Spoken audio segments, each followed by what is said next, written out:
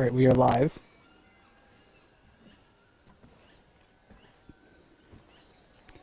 One, two, three, four, five, 7, 8, 9, 10.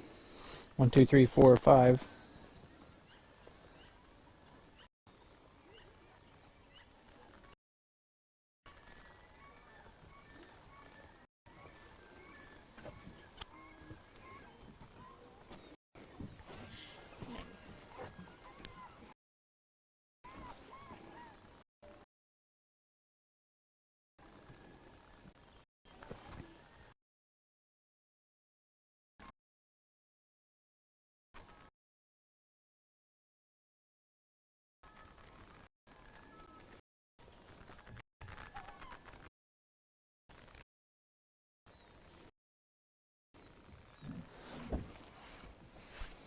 Ready to roll?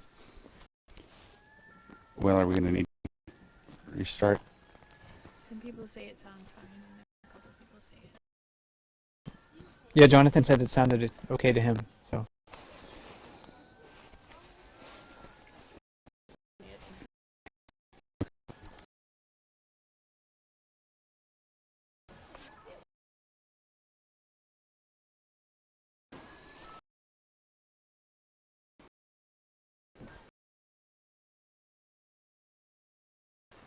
Is this where the question?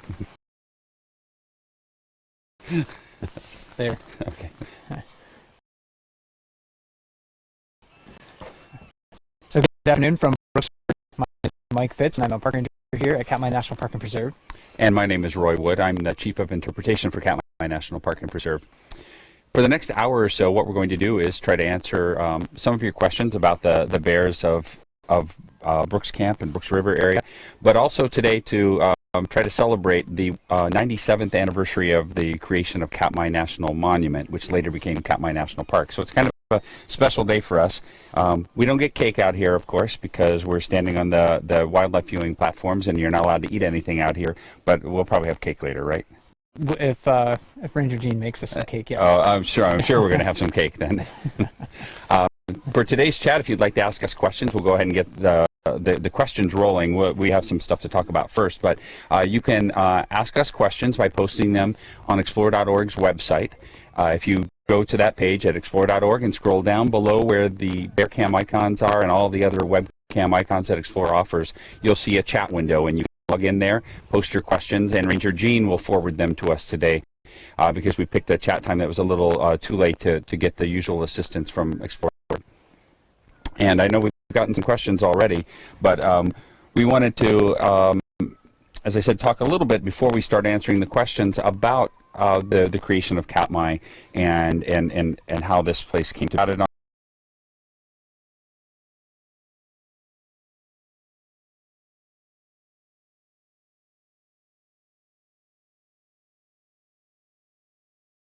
Okay. Yeah.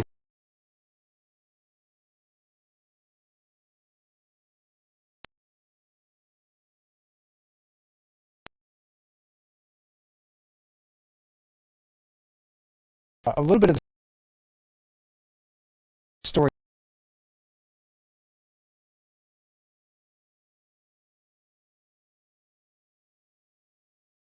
That when people think of Katmai, most people think of bears. Absolutely. Like, if we were to do a survey across the earth, one word that describes Katmai, it wouldn't be volcanoes. It probably would be bears. In the original legislation for the park, which was a monument, maybe we should talk about that. Monuments can be created by the stroke of the pen by the President of the United States. National parks take congressional action in order to create them. So this was created by Woodrow Wilson in 1918 as Katmai National Monument. And as he said, for the protection of the area around the Valley of 10,000 Smokes. And specifically, they were instructed not to include anything about bears in the early enabling legislation. They recognized bears were here, but for political reasons, they opted to leave that out of the enabling legislation. So it is really interesting that nearly 100 years later, the thing that we're most known for would be bears. And people started to push, I think, for a larger national monument shortly after this Right. one was established. And Robert F. Griggs, who we did talk quite extensively about in that last that chat about a month ago, he did want a larger monument that not only encompassed the Valley of 10,000 Smokes, but offered some protection for habitat for other wildlife. And in the 1920s, he continued to sort of lobby for an expansion of the national monument. And it was in 1931 that Herbert Hoover expanded the monument to include habitat like the Brooks River here. That was when this became part of the national monument for the protection of brown bears and moose. Right. Yeah, so they saw early on the importance of saving all the parts and encompassing a larger area and protecting not only the volcanic area but the spawning areas for salmon and the feeding areas for bears and the habitat that moose need. And I don't think they listed any other animals by name in there, right? But we would assume it would be wolverines and mink like we saw earlier, and you know, every other animal here to protect the whole ecosystem for posterity. So it's I think today on the birthday of Katmai too, really it's a good day to reflect on how things have changed over time here. We certainly find that Katmai is still a magnificent volcanic landscape, but it's also a tremendous wildlife sanctuary at the same time. So it's a place, in my opinion, that a lot of places have brown bears, a lot of places have salmon, a lot of places have volcanoes, but the combination of these things, including the human history of the area too, we can never really forget that because that's an integral part of the story. All of these things coming together, I think, really create a place that's unique on the face of the earth. We don't really quite have the same combination of features in the same way elsewhere. You're not, Lake Clark has a lot of the same features, but it's not quite the same. They don't have as many bears, for instance. Their salmon runs are a little bit different. Their volcanism is a little bit different. They don't have quite the density of volcanoes that they have here, and their human history is a little bit different. Right. And I think when you go to each national park around the United States, each national park site, I mean, they're significant in their own way for those unique combination of features. This is a good year to be exploring all of your national parks because we are in the centennial year for the National Park Service, and you'll be seeing a lot of print media and perhaps television media suggesting that you find your park, #FindYourPark, and this is an opportunity for you to reflect on why national parks are important to you and perhaps share your love of national parks with people that maybe aren't as familiar with them as some of you are. And we will certainly see more activities in the coming months surrounding the centennial, and I'm not sure exactly what we'll be doing out here next year, but it's a big year for the National Park Service and a big year for national park lovers. And we've tried to get a few people to, and especially Bear Cam fans, to share with us why they found Katmai or how they found Katmai. I mean, we want everyone to go and find your own park. But there's a hashtag that we've been floating around called I Found Katmai. So you try to use that in conjunction with the Find Your Park hashtag when you're posting onto Facebook or posting onto Twitter.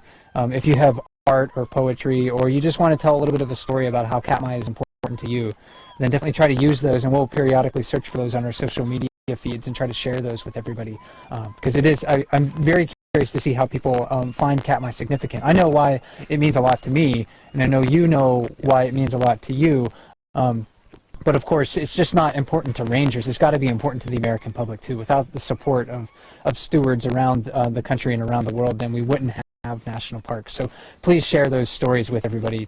Let us know how you found Katmai. How did you find Katmai? I found Katmai, well, you're going to put me on the spot. I am. actually followed somebody up here, but I always wanted to come to Alaska. And when I came up here, this is definitely a place that I easily could see myself spending significant amounts of time in, because I like open landscapes. I feel a little claustrophobic in cities. So it was really fun for me to come up to a place, and I had spent some time in big parks before this, but coming up here, this is Alaska and the Alaska Peninsula. It's sort of on a different scale than what I've experienced in the lower 48. I mean, we have less than 5 miles of developed trail here, yeah, something like that. I mean, it's almost nothing. So it's really amazing that I can hike. And I took a week-long backpacking trip in the park, and I didn't see anybody the whole time that I was out there until the last day when I was coming out, and I was coming out on a really well-traveled route, so I expected to maybe see a couple of people there. But that's kind of how I came up here, and then I really found that it was a magnificent place because of the salmon resources, because of the bears. I'm also a volcano junkie. I love to explore volcanoes, so all of those things are really fascinating to me. Mm-hmm. Mm-hmm. Oh, I agree. Okay. I agree. Yeah. I'm wondering, is there more to the story? Right. Continue.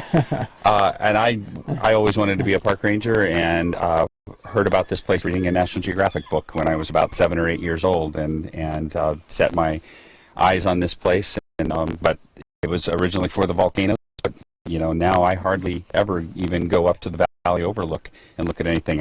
I would like being down here where the bears are. So and also the wide open spaces and all of that too. So if you have ideas, if you have feelings like this towards Katmai or other national parks, this is a great time to share those with the world. What's our hashtag again? It's I found Katmai. Okay, and are they posting any stories on Facebook, or are they tweeting? They can. I think mostly a few people have been using it on Twitter, Okay. but you can also search for hashtags on Facebook too. Yeah. So if you're posting on Facebook and you put that in your post, then I can find it. You can also post directly on Katmai's Facebook page. There's a section for posting on this page. You can upload a photo. You can write some text in there. So if you want to just post directly on Katmai's page, you can do that as well. It's great when people create content because that means that Yeah. I don't have to think too hard about it. And it's really heartfelt. Yeah. It's really it's really nice to hear from you guys. We get to hear from you a lot. A lot of national parks don't have the luxury that we have here. They don't have a partnership with Explore that allows this one-on-one communication. That we have, that we I won't say we take it for granted, but it's really nice to know that we can stand out here and have a real conversation with many people around the world. Pretty much any time we can pull the tripod out here and it's not raining. Yeah, it's been actually, I think this is unique for me, talking with a lot of people on a regular basis for a day. Maybe If they come that. to your program. Once. Yeah, and they come to your program. If you go to near some urbans will come here.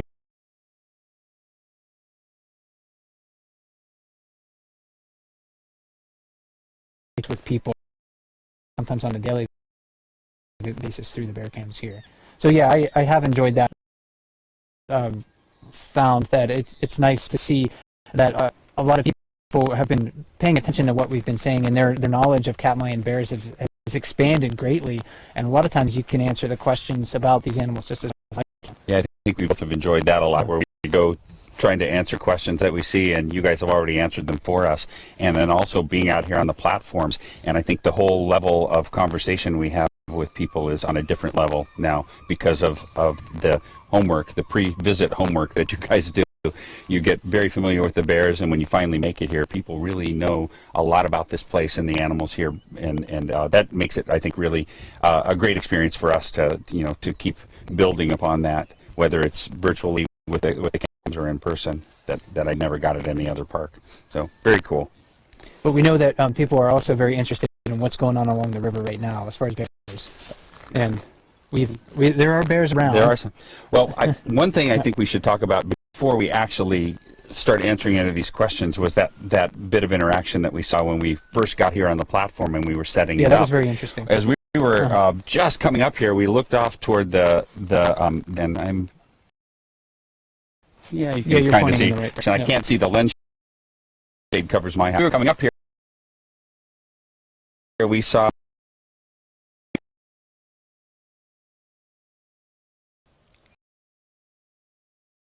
I missed the beginning, but how did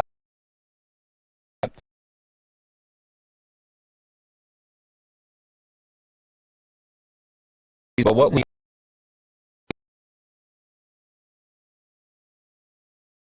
was going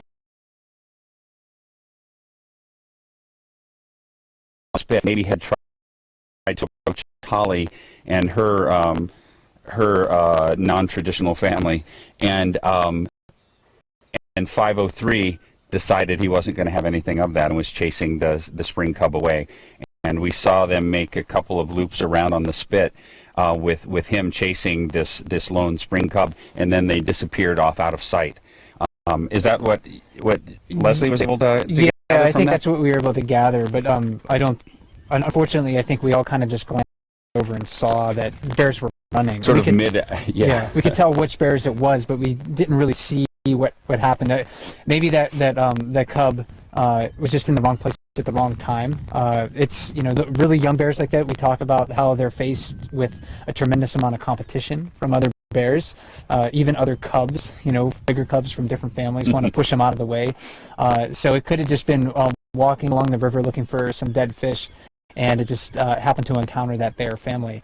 I think the encounter was not necessarily surprising, but it demonstrates that bears aren't nice to one another under most circumstances. Especially you think about doesn't mean for every abandoned offspring or lost offspring.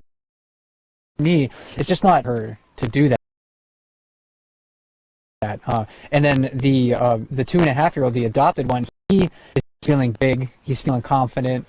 He has mom to back him up, so I think he's testing his boundaries. Right. And pushing other bears around. He can take advantage of his place in the hierarchy, just like the big adult males do. And that he probably saw that little bear, saw that it was vulnerable, read its body language, saw that it didn't want anything to do with him, and he decided to maybe chase it. Maybe he was just playing around. Maybe he was having a little fun. But I think certainly that was an example of how he was asserting himself in a somewhat of a dominant manner over that young bear that's on its own. Yeah, that was interesting to see. We got a bit of a chuckle out of it here when we saw what was going on, and I wish we could have seen more. I wish they hadn't disappeared.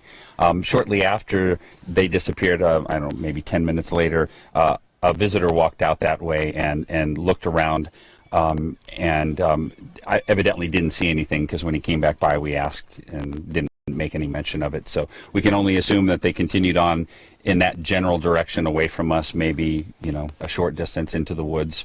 Who knows? But we'll definitely keep an eye on that and see how that develops. And you guys can help us out on that too. If you see more interactions with them, you can have make a note of the time and post the video clips like you've been doing, because that was just really interesting to see. And it sort of